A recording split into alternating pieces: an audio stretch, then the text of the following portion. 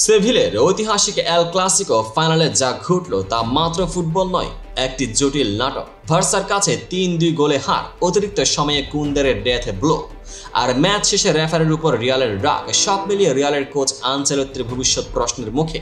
আর এই ধাক্কা নিয়ে ব্রাজিলিয়ান ফেডারেশন এতটাই আত্মবিশ্বাসী, তারা জুনের আগে আনচেলত্তিকে সেলেসাওদের নতুন ত্রাতা হিসেবে দেখতে চায়। চলুন আজ আমি আপনাদের নিয়ে যাব সেই থ্রিলিং পটভূমি আর ভবিষ্যতের সম্ভাবনার বিশ্লেষণে। গতরাতে সেভিয়ার লে কার্তুজা স্টেডিয়ামে ফুটবলের এক সংবাদ নির্ভর থ্রিলার ভার্সা ৩-২ গোলে রিয়ালকে পরাজিত করে কোপা দেল রে জিতল, আর ম্যাচ শেষে সাদা শিবিরে নেমে এলো বিস্ফোরণ। আজ সেই বিস্ফোরক যাত্রায় আপনারা সবার সাথেই থাকুন। প্রথমার্ধে আক্রমণে অসাধারণ ছিল ভার্সা। পেদ্রি খোলা মাঠে অবিস্মরণীয় ফিনিশিং করে দলকে এগিয়ে নিয়ে যায়।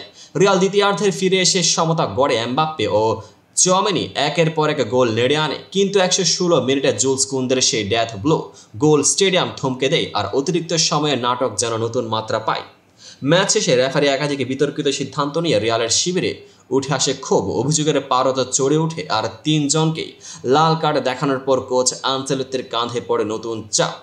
২০২৫ সালে এই মৌসুমে শুধুমাত্র লা লিগা বাঁচিয়ে রেখেও লাল কার্ডের ঝাঁঝায় রিয়ালকে হারাতে হয়েছে শিরোপা।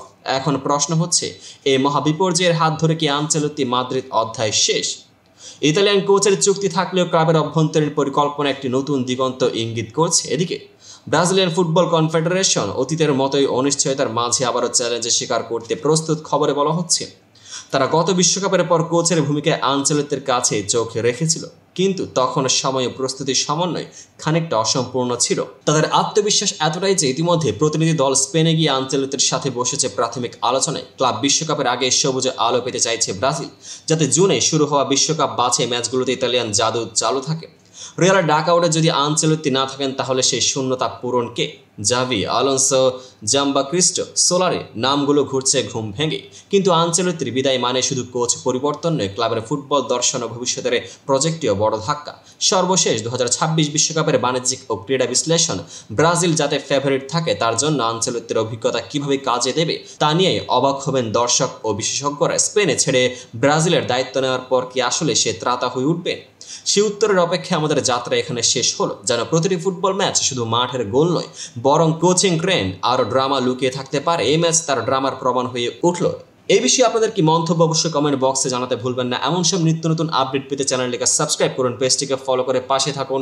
দেখা হবে পরবর্তী আপডেটেড ভিডিওতে।